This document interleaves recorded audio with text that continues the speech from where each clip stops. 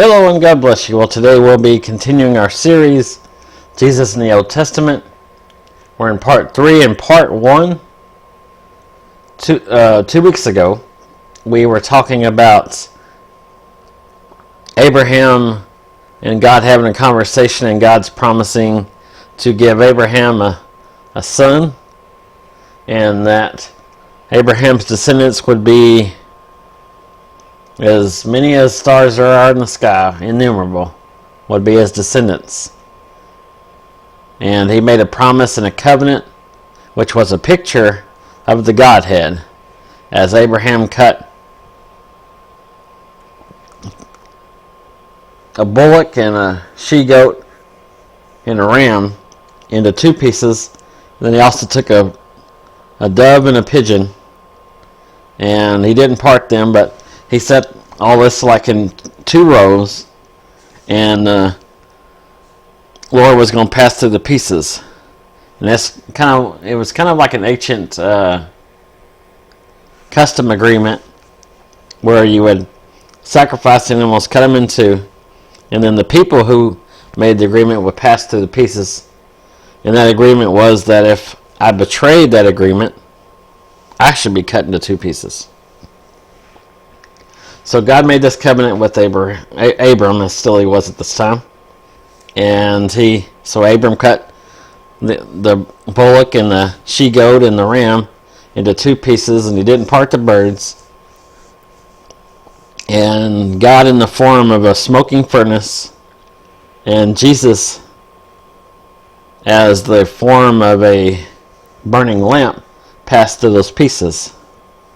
And then last week we seen how the angel of the Lord, which was a second form that God took in the Old Testament when he'd visit people. The angel of the Lord visited Hagar when she was pregnant with Ishmael and told her how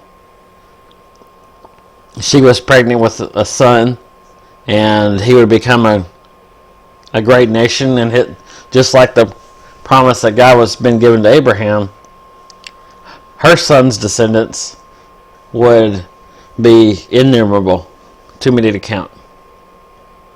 And today we're going to talk about a third form, the third form that we see God taking when he visits his people in the Old Testament, and that's the form of a man. Now we're going to be beginning here in Genesis 18. And we're going to read the entire chapter. And at this point, here in Genesis 17, verse 5 and verse 15, God had changed Abram's name to Abraham and Sarai's name to Sarah. So we're going to see Abraham and Sarah being mentioned in this chapter. And it says, "And the Lord appeared unto him in the plains of Mamre, and he sat in the tent door in the heat of the day." And of course this is talking about Abraham. And it says that the Lord appeared unto Abraham in the plains of Mamre. And that Abraham was sitting in the tent door in the heat of the day. And as it says right here, the Lord appeared. Let's keep this in mind. Because it says, "And he, Abraham, lifted up his eyes and looked, and lo, 3 men stood by him. And when he saw them, he ran to meet them from the tent door, and bowed himself towards the ground, and said, My Lord, if now I have found favor in thy sight, pass not away, I pray thee, from thy servant. Let a little water, I pray you, be fetched, and wash your feet, and rest yourselves under the tree. And I will fetch a morsel of bread, and comfort your hearts. After that ye shall pass on. For therefore are ye servants come to your servant. Therefore are ye come to your servant. And they said, So do as thou hast said. And Abraham hastened into the tent unto Sarah and said, Make ready quickly 3 measures of fine meal, knead it, and make cakes upon the hearth.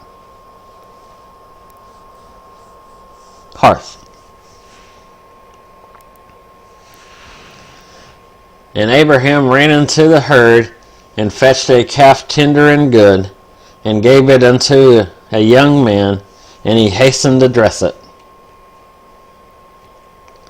And he took butter and milk and the calf which he had dressed, and set it before them, and he stood by them under the tree, and they did eat. So as we see here, in verse 1 it says, the Lord came to Abraham. Like I said, we wanted to pay attention to that in verse 1, that the Lord came. And here we see that they're in human form, that they're eating food right now. We see this in verse 8. Like I said, excuse me, in our previous chapters the last 2 weeks we were calling Abraham Abram, and Sarai, we were calling Sarah Sarai. But in 17 verse 5, God said he's not going to call that he changed Abram's name to Abraham. And in verse 15 he changes Sarah, he said to call Sarai Sarah, excuse me. So we see from here on that Abraham is known as Abraham. And like I said, as we saw here, when we paid attention to verse 1, it said that the Lord, and it was all capitalized, that's what it usually does when it's talking about the Lord, says that he came to visit Abraham. And now Abraham set this food before God in the flesh as a man and 2 other angels, and they did eat. And it says, and they said unto him, Where is Sarah thy wife? And he said, Behold, in the tent. And he said, I will certainly return unto thee according to the time of life. And lo, Sarah thy wife shall have a son. And Sarah heard in the tent door which was behind him. Now Abraham and Sarah were old and well stricken in age, and it ceased to be with Sarah after that manner of women. So this is telling us that Abraham and Sarah, they're old. And right here where the male ceased to be with Sarah after the manner of women, that means that she was too old to conceive.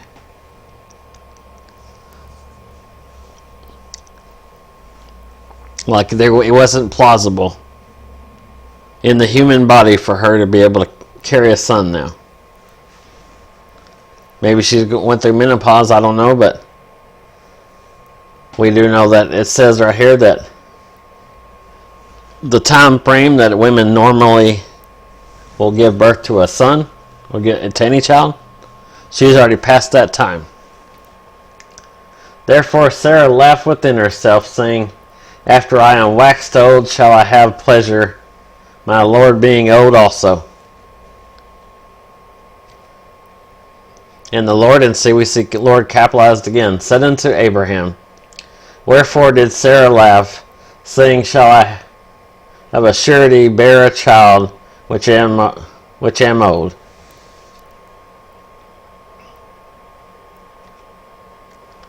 Is anything too hard for the Lord? At the time appointed I will return unto thee according to the time of life, and Sarah shall have a son. Once again we see here Lord being capitalized. Then Sarah denied, saying, I laughed not, for she was afraid. And he said, Nay, but thou didst laugh. And the men rose up thence, and looked toward Sodom, and Abraham went with them to bring them on the way. So see here now, God is leaving, and he's heading towards Sodom, and Abraham decides to walk with him. because Lot is there, his relative, his nephew, I believe, if I'm not mistaken off the hand. And the Lord said, shall I hide from Abraham the thing which I do? Seeing that Abraham shall surely become a great and mighty nation, and all the nations of the earth shall be blessed in him. For I know him that he will command his children and his household after him, and they shall keep the way of the Lord, and do justice and judgment, that the Lord may bring upon Abraham that which he hath spoken of him. And the Lord said, because of the cry of Sodom and Gomorrah is great, and because their sin is very grievous, I will go down now and see whether they have done altogether according to the cry of it, which is come unto me. If not, I will know. And the men turned their faces from thence, and went towards Sodom, but Abraham stood yet before the Lord.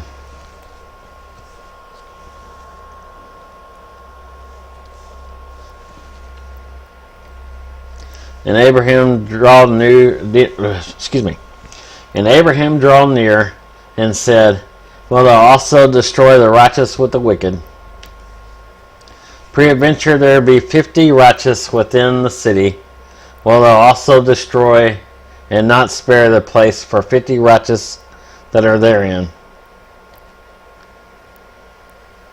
That be far from thee to do after this manner, to slay the righteous with the wicked, and that the righteous should be as the wicked.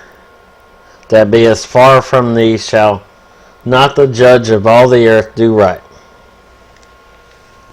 And we see here this judge of all the earth. We know that this is a title that belongs to God alone.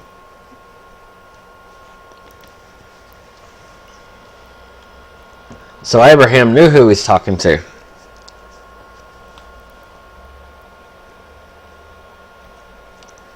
And the Lord said, if I find in Sodom 50 righteous within the city, I will spare all the place for their sakes.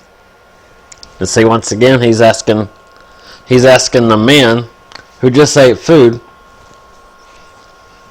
who's about to go destroy Sodom and Gomorrah, if you find 50 people in that town that are righteous, will you destroy the city? And it's saying right here in the Lord, in all capital letters, just like we see everywhere else in the Old Testament, where it's talking about as the, about the Lord said and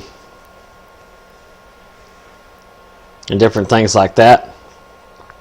It's always been capitalized.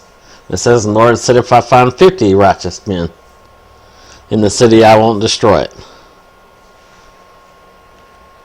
And Abraham answered and said, behold, now I have taken upon me to speak unto the Lord,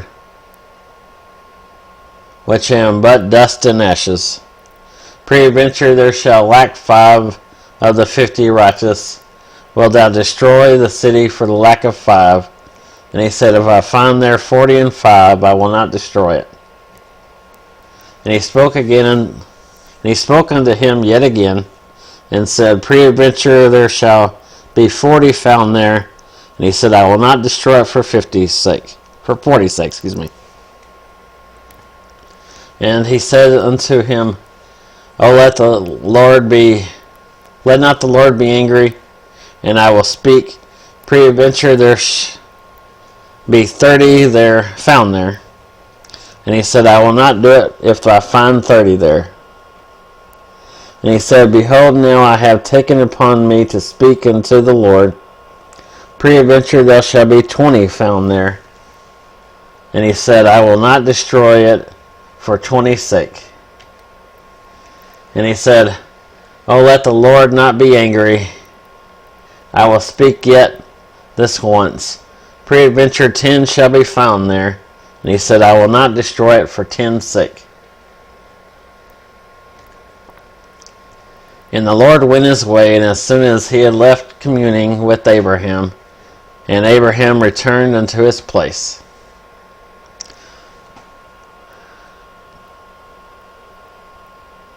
So as we see here in this chapter, God came in the form of a man. And we know that when Sodom and Gomorrah was destroyed, God rained down fire and brimstone.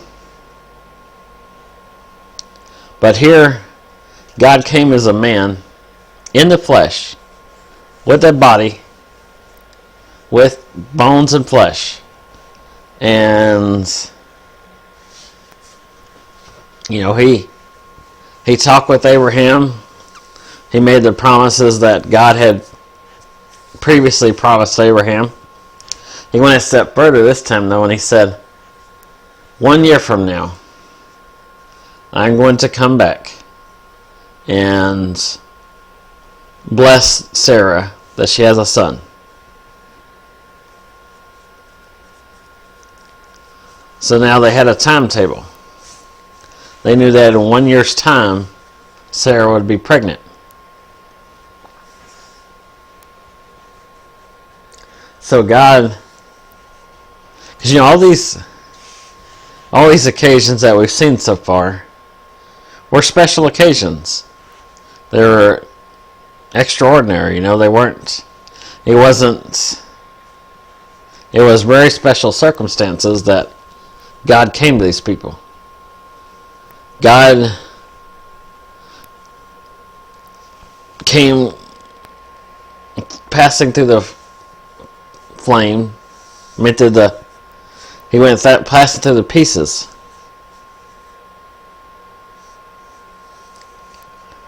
In the form of a smoking furnace and a burning torch.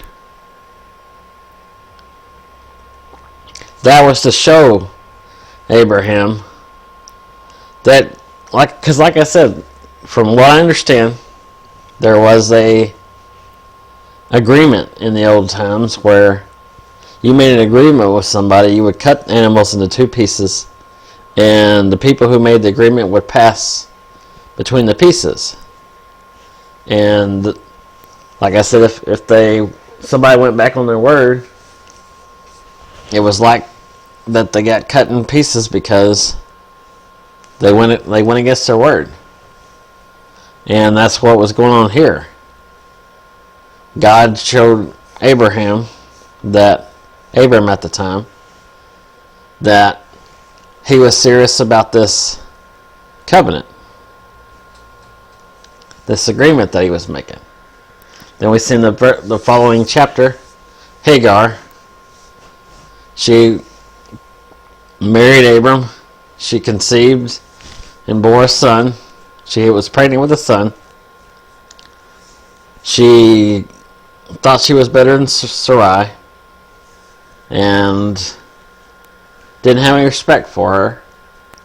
So Sarai was dealt harshly with her, and she ran away. And because God had a plan for what Abraham had done, Abraham's mistake, because it was a mistake in the fact that God's promise was with Abraham and Sarah. It wasn't with Abraham and Hagar.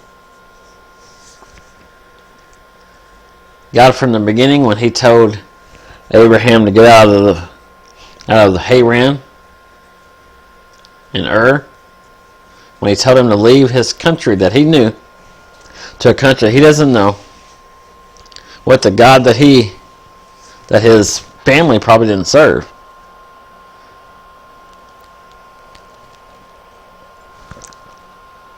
Or that he didn't, because they may have sacrificed to other people, to other gods and stuff, I don't know. But, he left this land this only home he knew, and he went to Canaan from Haran. Just trusting in God that's what God told him to do. And he was married to Sarah at the time, Sarai. So God's plan, when he promised to give Abraham a son and descendants, his plan was for Sarah. But he honored that Abraham had a son with Hagar. And he showed Hagar that, this son's going to be against everybody, and everybody's going to be against him. But he will have descendants just like Abraham's son with Sarah. Her son's descendants are going to be in the rumble as well. And he told her to go back and put herself under submission to Sarah. And then now we see God coming in the form of a man. This is the three forms that we see that God comes to visit the people here in the Old Testament. And here God comes to Abraham. It talks about Sarah talking to him, denying that she laughed. We don't know if she got out of the tent and seen God face to face, but we know Abraham visited God face to face. It said that he was in the tent door when he saw the three men there. So he ran out to meet him. Like I said, I believe this could be Jesus. Sorry about that.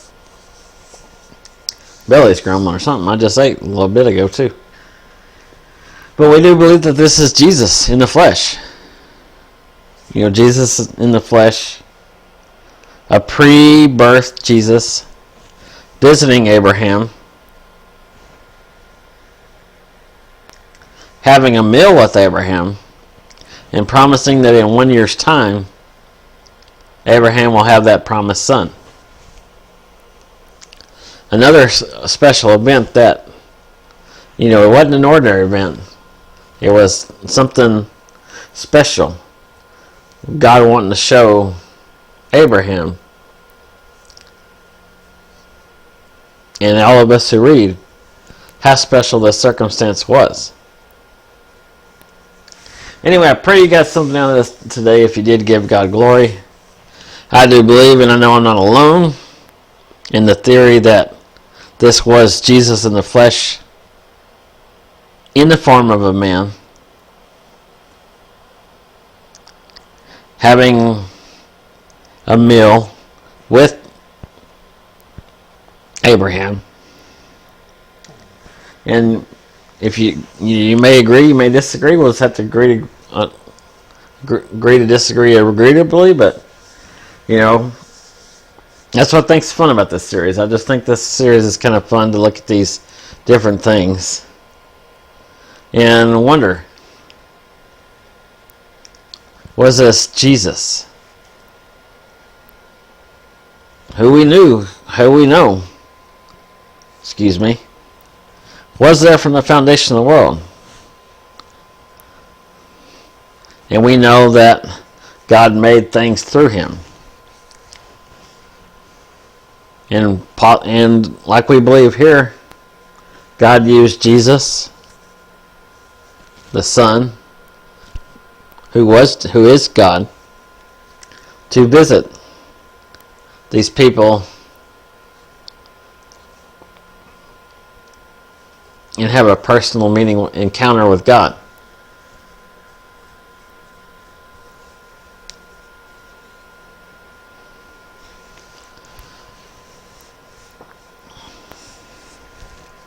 Because as we said last week, Hagar knew that she had talked with the Lord.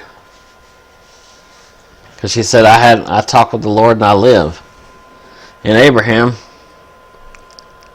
also didn't have Lord capitalized a lot of times when he was saying Lord. But I believe he did know who it was.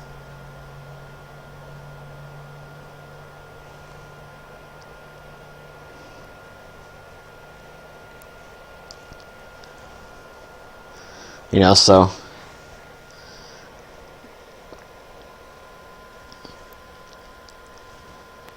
we know that we can't dwell in the presence of God in the true form, the true glory of God.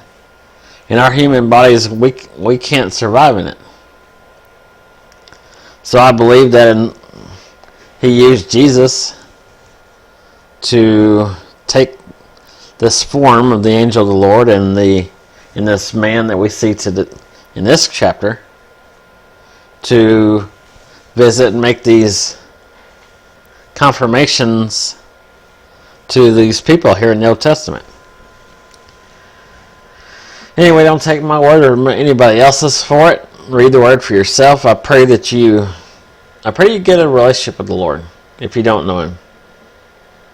Or maybe you know him but you haven't completely surrendered, or maybe you think you're busy and you don't got time to do things the way that you should. Like I said, you could just pray to the Lord on your way to work in the car.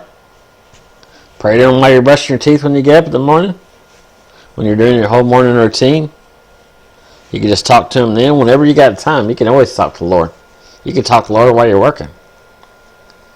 And at least read a chapter a day. Just be in God's Word. Pray for revelation of what He wants you to get out of what you're about to read, and pray for it afterwards.